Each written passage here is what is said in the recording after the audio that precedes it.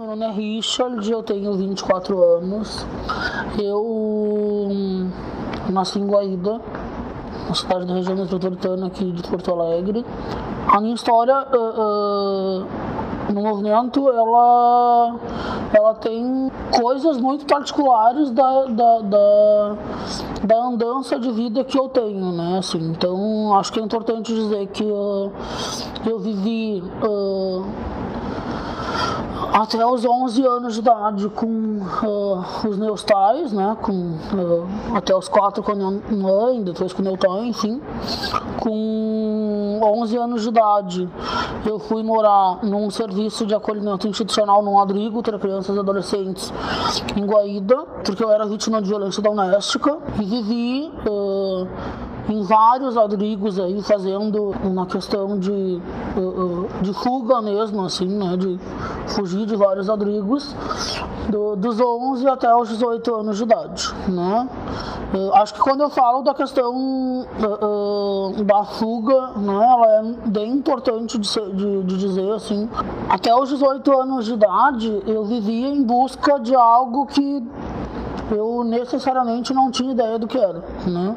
Eu era um menino que vivia buscando em todas as cidades possíveis e impossíveis algo que nem eu bem sabia o que era, assim, né? Então eu conheci bastante o interior do estado, conheci a região metropolitana de Porto Alegre, conheci outras cidades de outros estados, e a partir dos 18 anos de idade eu tinha um novo desafio colocado na minha caminhada, né? Que daí era a possibilidade real de ter me tornado pessoa em situação de rua, né? Óbvio que quando tu sai de um abrigo de criança e adolescente, que tu é carregado praticamente no colo, né? E tu vai para a rede adulta de atendimento, que é uma outra realidade, né? Isso é um choque bastante significativo. Dos 18 anos até os 20, circulei bastante pela rede de Porto Alegre ainda, né? Ainda meio sem saber o que eu ia fazer da minha vida, enfim, né? Acho que toda a minha história pregressa sempre me fez ter muito medo de dar um passo sequente na vida, assim, né? De dizer, foi difícil a vida, mas o que eu vou fazer a partir daqui? Em 2013, em junho de 2013, eu fui convidado, eu estava morando num abrigo aqui em Porto Alegre, no abrigo Marlene, e eu fui convidado por uma trabalhadora do serviço para ir na reunião de retomada do movimento. Assim, o movimento tinha se desarticulado um pouco, enfim, e aí me convidaram para ir nessa reunião de retomada. Eu me lembro que quando me chamaram, eu até meio que disse: mas é uma reunião às 4 horas da tarde, no horário do lanche, será que eu vou, sabe? Será que eu deixo de lanchar para ir nessa reunião, enfim. E aí, enfim, em nome do vínculo que eu tinha com essa trabalhadora, eu acabei decidindo ir, ainda na primeira reunião, muito tímido, assim, né, porque dentre tantas especificidades que tinha, no meu caso, tinha a questão de ser pessoa em situação de rua e também ser LGBT, né, então tinha uma questão que era também a de não me reconhecer, né, de não reconhecer isso e de, inclusive, ter medo de se colocar nesse lugar, assim, nesse lugar do diferente, mas do diferente que, bom, tá aí para colocar em xeque mesmo isso que as pessoas dizem do que é normal, né? Enfim, fui indo nessas reuniões e eu me lembro que quando eu comecei a ouvir algumas pessoas que já tinham tido experiência de atuação no movimento Aquarela da população de rua, que foi um movimento que teve atuação de 2008 a 2010, numa época em que o governo do estado agia com bastante truculência, usando a brigada militar para agredir as pessoas em situação de rua, para retirar os pertences delas, enfim. Quando eu comecei a ouvir essas pessoas, eu comecei a pensar sobre a possibilidade com a experiência de vida que eu tinha, com as frustrações, com as violações, com todas as coisas que eram minhas, né? Como é que eu podia contribuir coletivamente para que outras pessoas não fossem submetidas às mesmas coisas que eu fui lá no passado. Eu comecei a me permitir me colocar mais dentro do movimento, e eu costumo brincar que existem dois Richards, assim, né? Um Richard que nasceu em 92, né? E um Richard que nasceu em 2013, né? O Richard que nasceu em 92 era um menino medroso, chorão, fujão, talvez.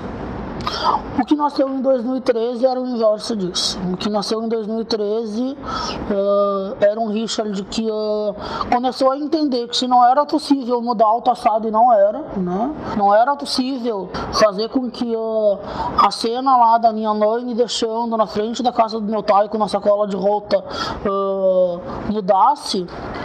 Era meu dever lutar para que outras pessoas não passassem pelo que eu passei lá no passado. Tudo se explica com a militância, com a entrada no movimento, né? Assim, o movimento fez eu ter uma autoestima bem melhor, assim, né?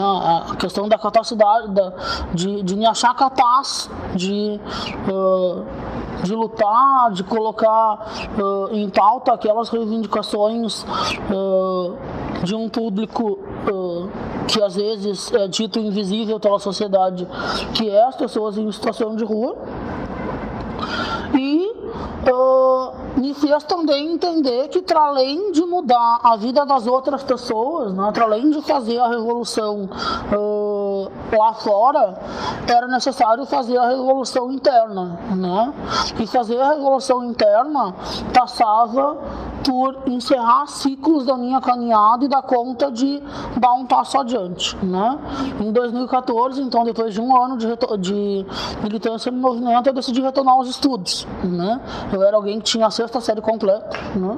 E que jamais pensava em voltar a estudar, porque tinha um discurso de que eu não vou conseguir passar de ano, eu não tenho capacidade de passar nas matérias mais difíceis como matemática e não sei o que. Para minha surpresa, né, em 2016 eu estou concluindo o ensino médio. Então, sim, foi possível concluir o ensino fundamental, foi possível concluir o ensino médio, e no início desse ano eu tive a feliz notícia de ter conseguido passar em segundo lugar num concurso da Prefeitura de Porto Alegre para educador social.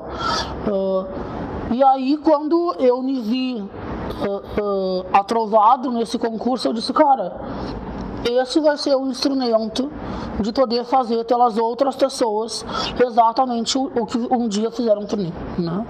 Isso não tem nada a ver com caridade, isso tem a ver com projeto de vida, né? Eu sempre disse que se um dia eu tivesse que trabalhar em algo, que fosse em algo que eu pudesse transmitir afeto para as pessoas, que não fosse algo que fosse automatizado lá, enfim, né? E eu acho que nesse sentido o movimento me fez evoluir um bocado nesses 3 anos de militância. Então, o Movimento Nacional da População de Rua, ele nasce em 2004 em função de um episódio que ficou conhecido como Chacina da Sé, onde algumas pessoas em situação de rua foram assassinadas. Há indícios de que essa chacina tenha tido a participação de um grupo de milícias que estava colocado dentro da Polícia Militar do Estado de São Paulo, e ele nasce com o intuito de tirar as pessoas em situação de rua desse lugar de invisibilidade, né? Tem uma companheira do Movimento da Bahia que diz, né? Antigamente as pessoas em situação de rua lutavam por um trato de solta e por um cobertor, né? Hoje as pessoas em situação de rua, elas gritam por políticas públicas, então elas também querem ter o direito ao acesso à educação, o direito ao acesso à saúde, o direito à habitação, enfim, aqueles direitos que em tese estão lá na Constituição e que deveriam servir para todas as pessoas, mas que na prática a gente sabe que isso ainda não acontece. A partir daí, em Porto Alegre, como eu disse, ele tem uma especificidade diferente, então de 2008 a 2010 o movimento estava articulado aqui sendo um movimento local, então ele era um movimento aquarela da população de rua, né? Ele foi um movimento que surgiu, como eu disse anteriormente, em função das violações que estavam acontecendo no estado na época com grande proporção, né? Nós tínhamos um coronel do Comando Geral que dizia que as pessoas em situação, se dizia lixeiro social, né? Então ele colocava as pessoas em situação de rua como lixo, e ele nasce dentro de um serviço da assistência social na época aqui em Porto Alegre, que atendia pessoas em situação de rua diariamente e que atendia todos os dias pessoas que tinham ou sofrido agressão ou tido seus pertences recolhidos, enfim. Em 2010 o movimento se desarticulou um pouco, então algumas pessoas no movimento superaram a situação de rua, outras acabaram indo para outros lugares mesmos, e o movimento se desarticulou um pouco nessa época. Ele retomou em 2013, que foi quando eu entrei, então de 2013 para cá o movimento tem feito bastante tensionamento, assim, né? A gente tem sido tem tentado pelo menos ser um movimento bastante combativo, tanto na cidade de Porto Alegre quanto no estado do Rio Grande do Sul. A gente já tem algumas conquistas bem significativas, assim, por exemplo, em Porto Alegre, né?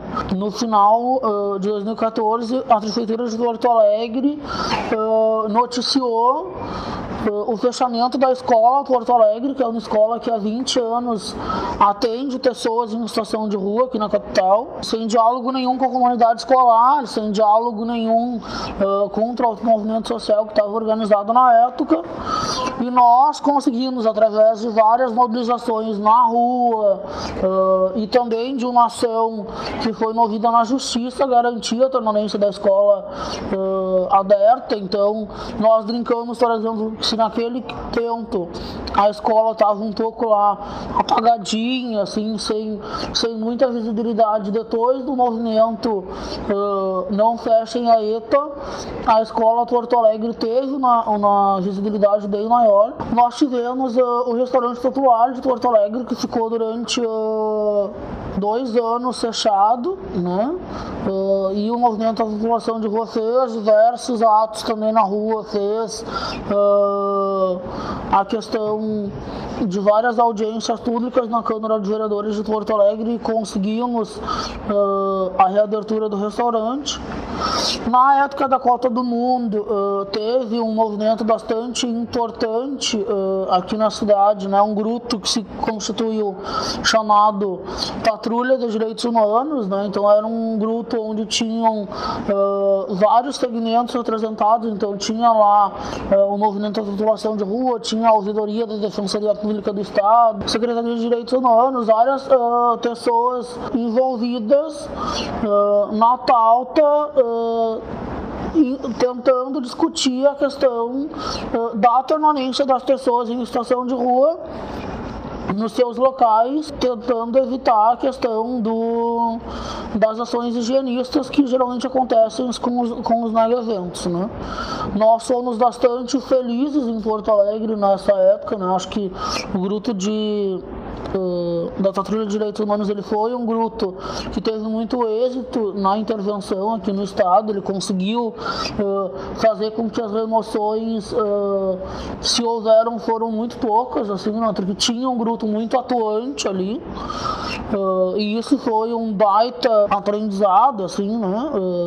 Inclusive dali daquele grupo se constituíram, por exemplo, parcerias bem importantes com o Ministério Público, com a Defensoria Pública do Estado, da União, enfim. Nós avaliamos como o GT da Trilha de Direitos Humanos como algo que foi bem positivo para o fortalecimento das relações do movimento com as outras instituições. E a nível nacional, bom, em 2009 tem então a questão do decreto da Política Nacional das Pessoas em Situação de Rua, né, que é algo novo. Então, nesse decreto, então, também estava previsto o Comitê Municipal de Acompanhamento e Monitoramento das Políticas das Pessoas em Situação de Rua. Porto Alegre, felizmente, fez a adesão através da luta do movimento em 2013. Estamos trabalhando na questão do Comitê Estadual, que foi criado os primeiros movimentos lá em 2013 também, né? A nível nacional, acho que tem mais de conquista emblemática essa, assim, né? Hoje tem uma campanha nacional, então, puxada pela Pastoral Nacional do Povo da Rua, em parceria com o Movimento Nacional da População de Rua, que é Chega de Omissão, Queremos Habitação. Então, não é uma campanha que traz à tona o debate do direito à habitação às pessoas em situação de rua, né? Então, nós fizemos um contraponto no sentido de dizer que não, as pessoas em situação de rua, elas não estão lá na rua porque elas querem estar, né? Aliás, existem muitas pessoas que querem sim ter acesso aos serviços da rede, serviço à própria moradia definitiva, mas que infelizmente pela ausência das políticas públicas isso não tem sido concretizado nos últimos anos. Eu entrei na coordenação nacional do movimento representando aqui o Rio Grande do Sul, e aí a gente tem discutido hoje questões que dizem mais da questão da organicidade do movimento mesmo, né? Primeiro, a gente acha importante dizer que como nós somos um movimento que está colocado dentro do que a sociedade, dentro da sociedade, né, nós temos feito os debates que a própria sociedade tem colocado, né? Então, bom, existe uma grande crise de representatividade dentro da sociedade, né? Ou seja, as pessoas não se sentem representadas por algumas pessoas que deveriam representá-las, e dentro do movimento não tem sido diferente, né? No último congresso, as bases nacionais também colocaram isso, né?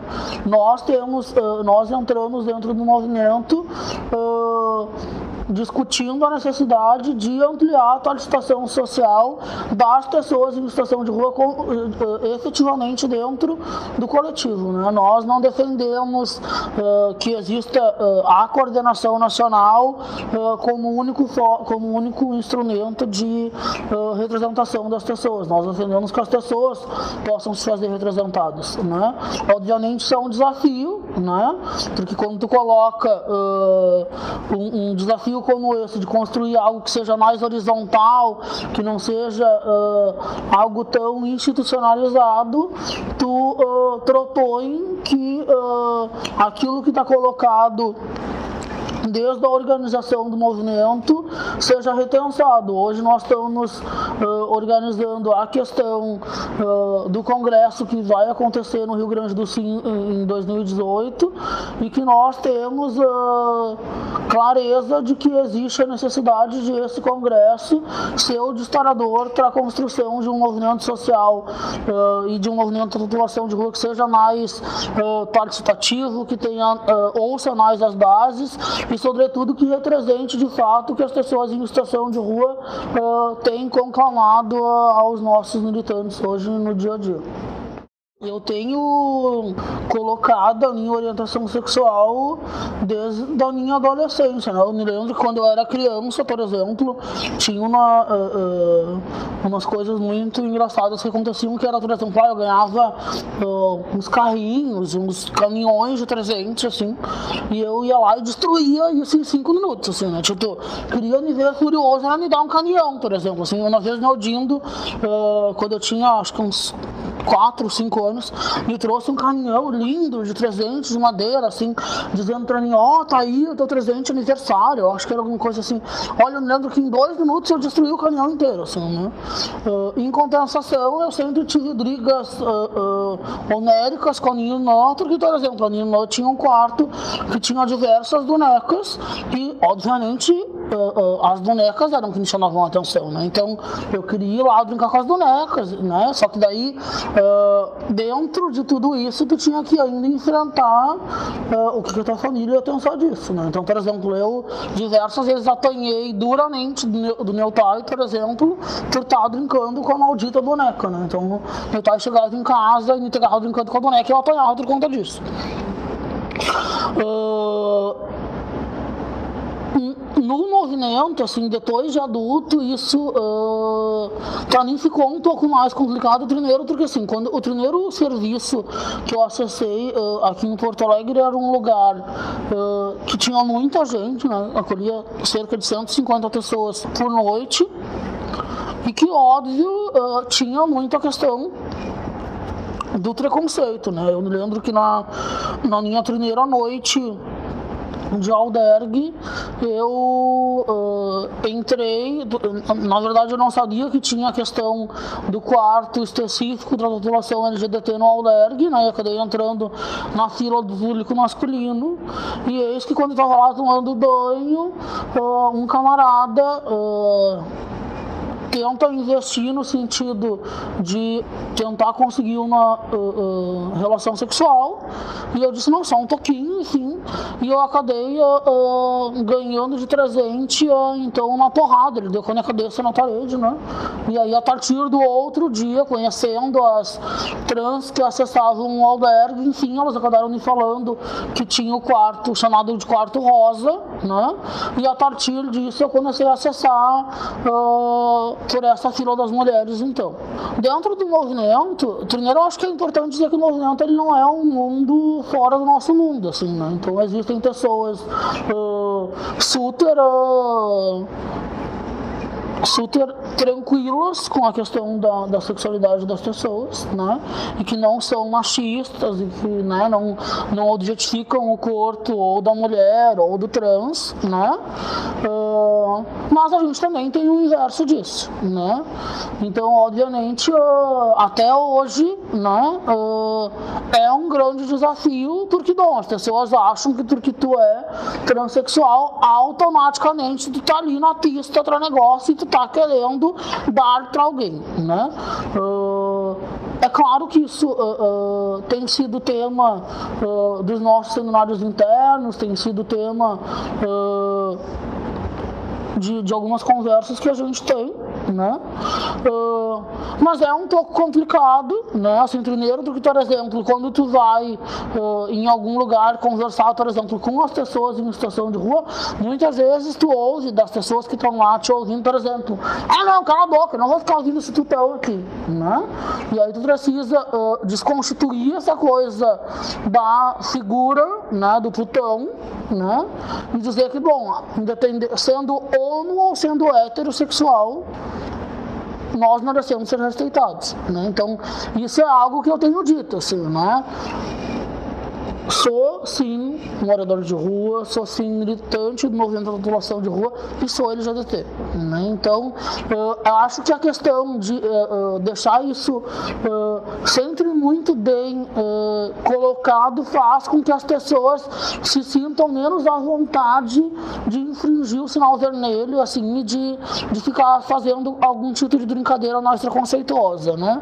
O preconceito, ele sempre vem quando pra ti é um problema falar da questão da orientação sexual. Hoje, quando eu ouço, por exemplo, alguma piadinha de cunho mais machista, assim, dentro do movimento, eu costumo retribuir, né? E aí isso geralmente faz com que as pessoas se sintam constrangidas também, e aí acaba meio que a brincadeira, assim, né? Então, tem sido isso, assim, né? Dentro do movimento ainda tem sido bastante complicado, então tem sido bastante tenso isso, mas tem sido um debate que a gente tem proposto, né? Eu não tenho relação com a minha família, assim, não com a família biológica, né? Eu acho que é importante primeiro a gente conceituar a família, né? Eu costumo dizer que eu tenho duas famílias, uma família que foi aquelas que me colocaram no mundo, né? E que muito pouco representaram esse papel na minha caminhada, e eu tenho outras pessoas que não me colocaram no mundo, né? Mas foram as pessoas que na caminhada, e algumas na própria militância, foram desempenhando esse papel, né? Então, por exemplo, eu costumo brincar que se antes eu chorava porque eu não tinha uma mãe, bueno, hoje eu tenho 6, né? Então não dá mais para chorar por conta disso, né? Se antes eu chorava porque eu não tinha a representação de pai, bom, agora eu tenho alguns, né? Então, acho que é importante a gente conceituar isso. Para mim, eu tenho outras famílias, outra família que foi a que a rua me proporcionou, né? E essa família tem sido fundamental no sentido de me fornecer o apoio que eu preciso para dar conta de seguir, assim, né? E tem sido a família que tem me motivado a continuar caminhando, tem sido a família que tem dividido os momentos difíceis e os momentos fáceis da caminhada. Essa tem sido minha família e tem sido um grande presente que a vida me deu nos últimos 3 anos, com certeza. Eu nunca tive muito a experiência de ficar na rua mesmo, até porque eu tinha muito medo dessa experiência, né? Assim, eu já tive experiências de noites que eu dormi na rua, mas sempre quando era essa situação, eu buscava, por exemplo, hoje eu não consegui vaga em nenhum albergue, por exemplo, daí o que eu buscava fazer? Eu geralmente ia para a emergência de algum hospital, né, e ficava lá sentado numa cadeira, porque era a possibilidade mais segura que eu tinha para aquela noite. Mas a história no acolhimento institucional, e aí tanto no albergue quanto no abrigo, se for pensar proporcionalmente ao resto da minha vida, eu passei muito mais tempo no acolhimento institucional do que de qualquer outra forma, assim. Eu ainda estou morando num abrigo da Prefeitura de Porto Alegre. Obviamente isso vai mudar a partir do momento em que eu for nomeado no concurso que eu passei no início do ano e que se desenha para que eu seja nomeado, então, no início do próximo ano, e aí a partir disso a possibilidade real de dar um grito de independência das políticas de assistência social. Essa questão de 2014, de um período que eu acho que durou 8 meses, se eu não me engano, a minha estadia fora da rede de assistência, ela se deu em função, Porto Alegre tinha recém-implementado dentro da política de assistência um benefício chamado benefício eventual, né, que é um benefício num valor X, então lá de R$400, que a prefeitura concede para alguns públicos prioritários da política de assistência por um período no máximo de até 8 meses, né, para que as pessoas consigam, em tese, depois desse benefício, dar conta de se organizar, né? Eu me lembro que quando eu saí do abrigo nessa época, né, eu me lembro que eu disse, mas eu estou saindo com essa coisa dos R$400 e como é que eu vou comer, e como é que eu vou, né, manter as minhas outras necessidades depois que acabar os R$400, o que vai acontecer?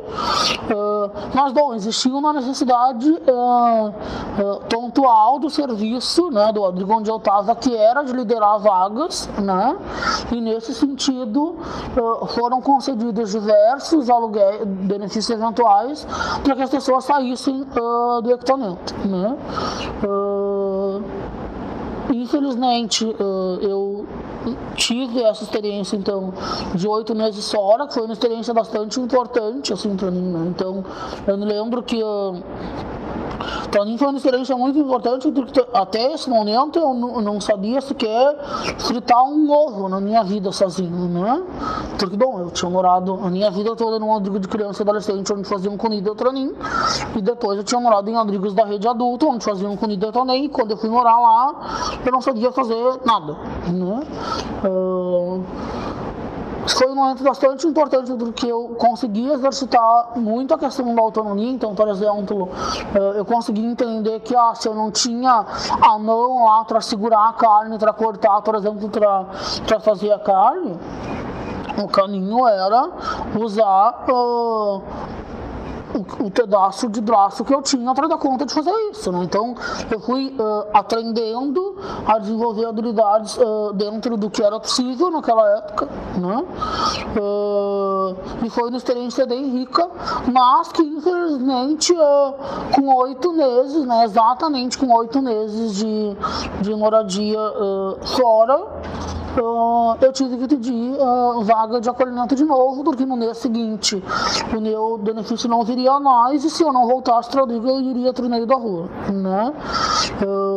Foi uma experiência bastante dura, porque eu inclusive consegui a vaga no Rodrigo no penúltimo dia que eu tinha antes do meu aluguel vencer, então não foi algo fácil de conseguir, não foi algo que eu simplesmente fui lá, busquei a vaga e consegui no outro dia, né? Demorou 28 dias para a vaga sair, né? E que bom que saiu antes de eu ir para a rua. Em alguns casos, infelizmente, sai depois que as pessoas estão, quando sai, né?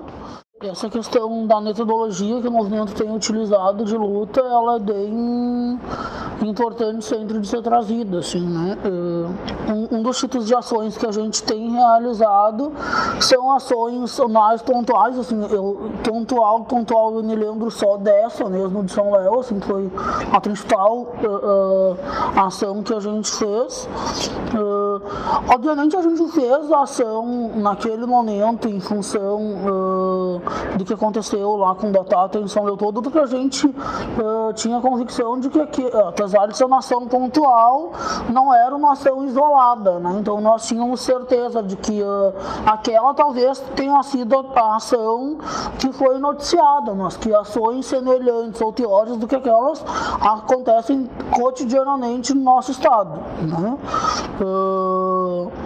E as ações mais coletivas que a gente faz sempre são em respostas às ações que o governo, as ações de higienismo, ou enfim, ações que são contrárias aos direitos das pessoas em situação de rua, que o município ou que o estado tem desenvolvido, que o movimento faz uma ação de contraponto, né? Então, sim, no último dia 10 de dezembro, coincidentemente num dia que se celebra, né, o Dia Internacional de Direitos Humanos, a Prefeitura de Porto Alegre decidiu realizar uma ação higienista, então lá no Viaduto da Borges de Medeiros, onde recolheu pertences, documentos, comida, enfim, tudo que as pessoas em situação de rua tinham, né, as vidas das pessoas lá dentro das suas mochilas, dos seus carrinhos, enfim, colocou tudo dentro de um caminhão, né, de um caminhão que tritura, inclusive, as coisas, né,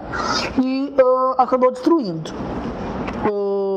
O movimento da população de rua se reuniu no sentido de ver, bom, qual ia ser a ação que a gente ia fazer em resposta a isso. Obviamente, tem um cenário que está colocado, onde, bom, de acordo com o último censo, se apontou 2.137 pessoas em situação de rua. Nós temos convicção de que com a aprovação da TEC 55 por esse governo golpista,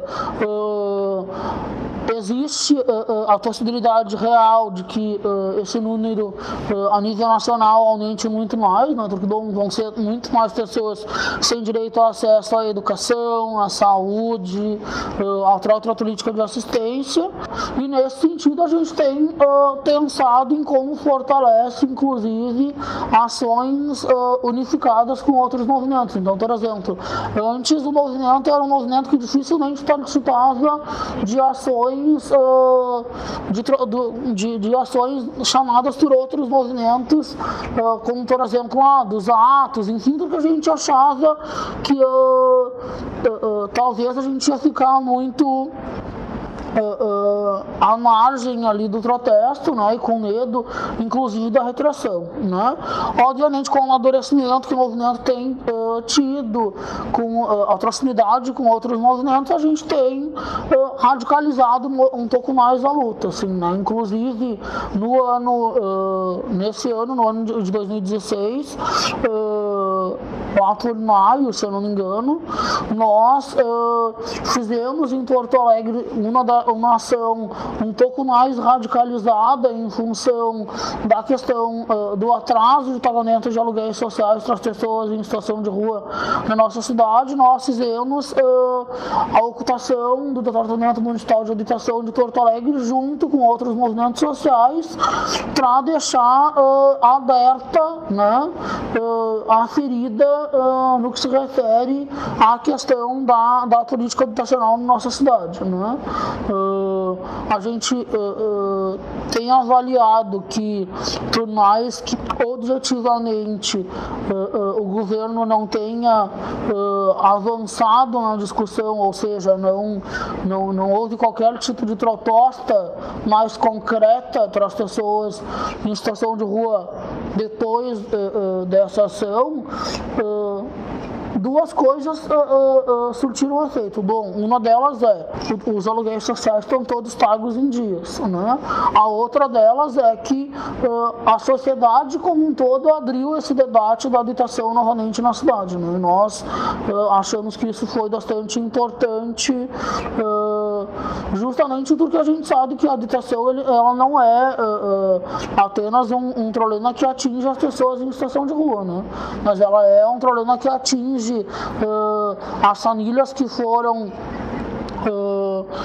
retiradas das suas comunidades, por exemplo, com a duplicação da Tronco no momento da Copa do Mundo, com as pessoas que moram na Vila Dique, que em tese de não possível duplicação do aeroporto de Salgado Filho também foram retirados. Então a gente tem buscado se fortalecer com outros movimentos, porque a gente tem convicção de que existe um momento que se avizinha, que é um momento do extremo conservadorismo que está colocado no nosso país, e a gente acha importante, enquanto movimento social, estar com a pauta bastante clara e bastante unificada com outros segmentos para conseguir dar eco às nossas pautas para a sociedade. Essa questão da minha ida pro Nuances eu ainda era adolescente nessa época, né? E ela até não tinha muito a ver com a questão de violência, mas ela tinha muito a ver com uma questão de necessidade de conseguir me encontrar, assim, né? De conseguir colocar, né, isso de forma mais concreta na roda, assim, em relação à minha orientação, né? Nessa época que eu procurei o Nuances, talvez a questão mais pontual que tinha ali era, bom, eu morava num abrigo de meio aberto ainda, né, onde eu só passava a noite na época quando eu era adolescente, e tinha uma situação de um guarda que era evangélico, e tinha uma questão lá de ficar dizendo que eu ia pro inferno, não sei o que, né? Então isso sempre foi recorrente, assim, naquela época, até o momento em que depois, conhecendo Nuances e me sentindo mais preparado, inclusive, para poder trazer isso, né? Então eu me lembro que, por exemplo, acho que depois de umas 3, 4 vezes que eu fui no Nuances, me sentia vontade de procurar a coordenação do abrigo onde eu morava e poder contar para ela o que estava acontecendo. Por sorte, a coordenadora do serviço da época era alguém que tinha um bom entendimento, e logo depois disso esse guarda foi substituído, enfim, né? A questão da situação de violência que aconteceu há um tempo atrás na estação rodoviária, primeiro eu acho que é importante dizer assim, né? Eu brinco dizendo que quando tu é militante de direitos humanos, tu não consegue mais ver ali uma violação do teu lado, independente de tu tá militando naquele momento ou não, né? E não consegue intervir, né? Esse foi exatamente um dia nesse sentido, né? Tava eu lá na rodoviária esperando para ir para casa de uma amiga, inclusive, né? E enfim, para curtir uma noite legal, né? E aí eis que, para minha surpresa, tô lá sentado na rodoviária e eu começo a ouvir os gritos de uma pessoa em situação de rua que estava sendo agredida por dois vigilantes ali, terceirizados da rodoviária, né, da segurança da rodoviária. E aí eu instintamente me levantei, fui em busca, fui em um encontro de seguranças da estação de rua que estava apanhando, no sentido de dizer, olha, para aí, né, enfim, de tentar entender o que estava acontecendo e ver o que a gente podia fazer, inclusive, para acabar com aquela situação, né. E aí, eis que, para minha surpresa, assim, os seguranças largam a pessoa em estação de rua, né, e me perguntam assim, tu gosta de defender vagabundo, então? E aí eu disse, olha, não sei, depende do que é vagabundo pra ti. Eu disse, pra mim, a única pessoa que tá fazendo alguma coisa fora da lei aqui nesse momento é tu, e não uma pessoa em situação de rua, né? Obviamente, quando eu falei isso, eu acabei sendo agredido no lugar da pessoa, né? Então, fui arrastado pra fora da rodoviária por esses dois seguranças, né? Acabei, inclusive, machucando a minha mão, enfim, né?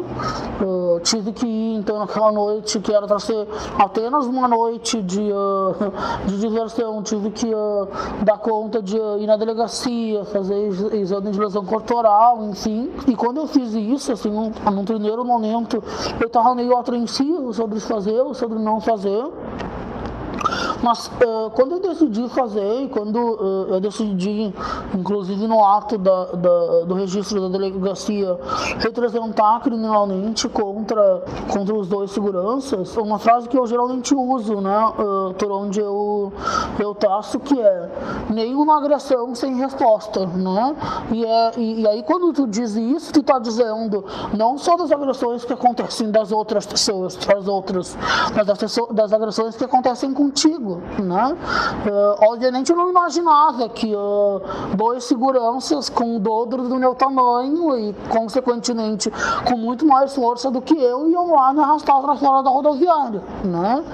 Mas se eu me arrependo de ter intervido na situação, não, eu não me arrependo, né? Eu acho que na verdade quem tem que dar conta de se arrepender são as pessoas que ainda se acham acima do bem e do mal, né? Acima da lei, no sentido de achar que porque as pessoas em situação de rua estão ali, elas naquela condição, elas podem ser enxotadas dos lugares, né? Eu me lembro que dias depois eu fui até o administrador da rodoviária conversar com ele e eu disse, ora, este espaço é ou não é público?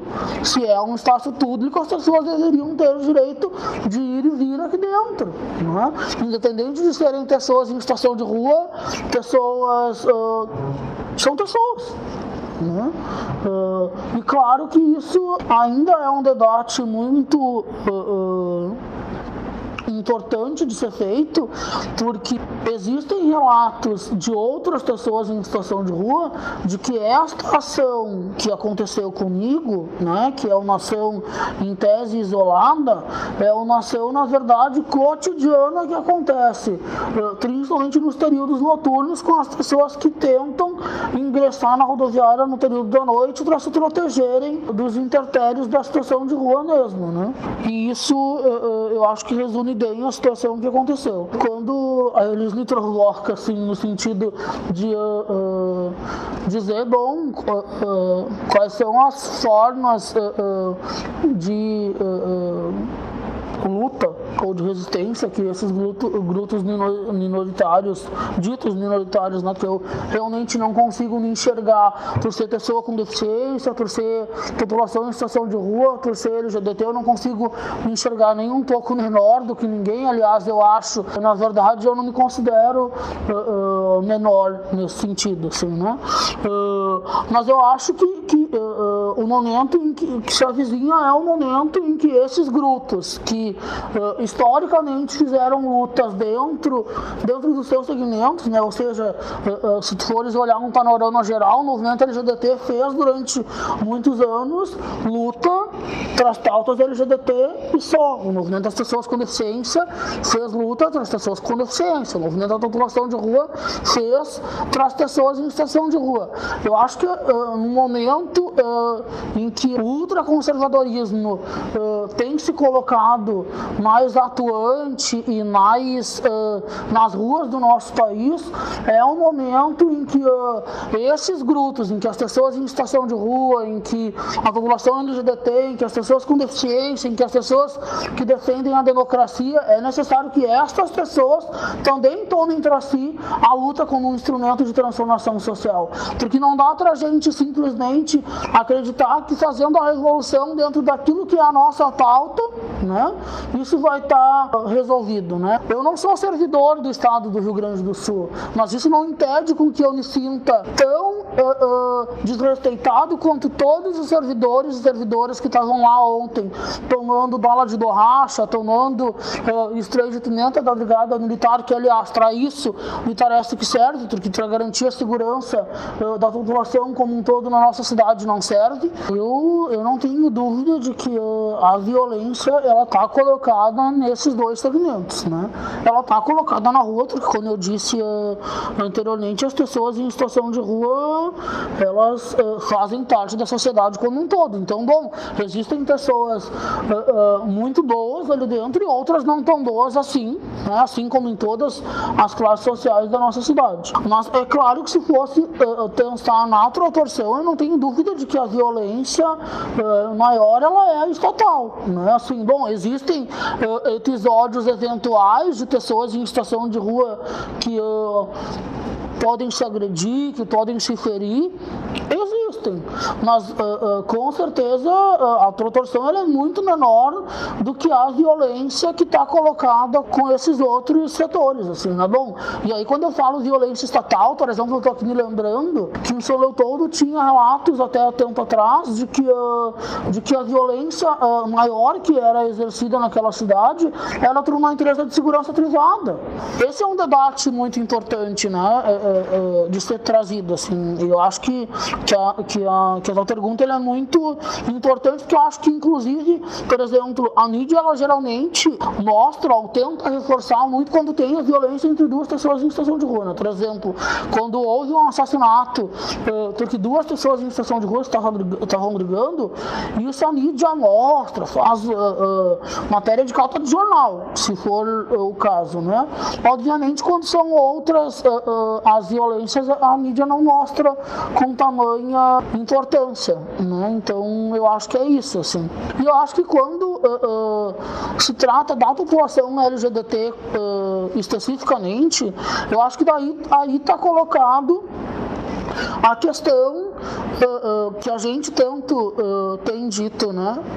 A homofobia, a LGBTfobia, elas matam, elas não são apenas uma opinião de deputados federais que, por exemplo, dizem nos seus discursos de que se tivessem um filho homossexuais, dariam surras neles todos os dias para que eles virassem homens novamente. De certa forma, aquela pessoa que deveria ser formador da opinião pública conduz com que uma parte mais conservadora e mais reacionária da sociedade se sinta autorizada a fazer isso nas suas práticas diárias, né?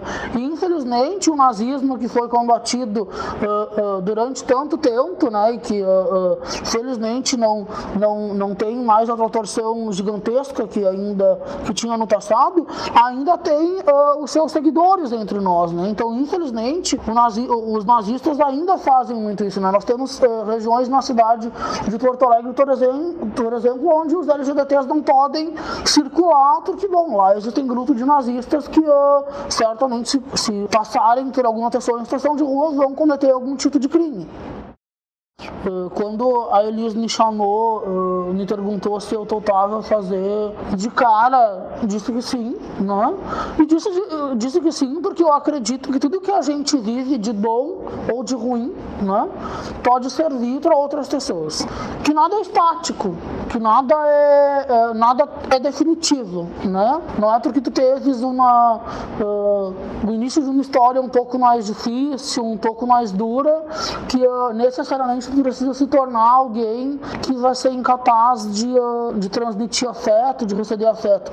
Aliás, eu costumo dizer que o afeto que eu tanto demandava no passado e que tanto me fez falta quando eu era criança, tanto me fez falta quando eu ainda era alguém lá que estava em construção, né?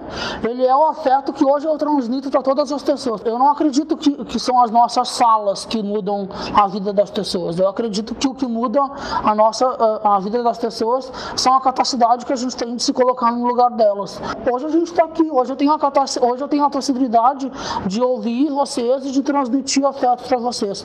Amanhã talvez não seja mais isso, mas se amanhã eu não estiver mais aqui, que pelo menos hoje eu tenha tido a capacidade de deixar um pouco de esperança e de possibilidade de transformação na vida das outras pessoas através da luta e da mobilização.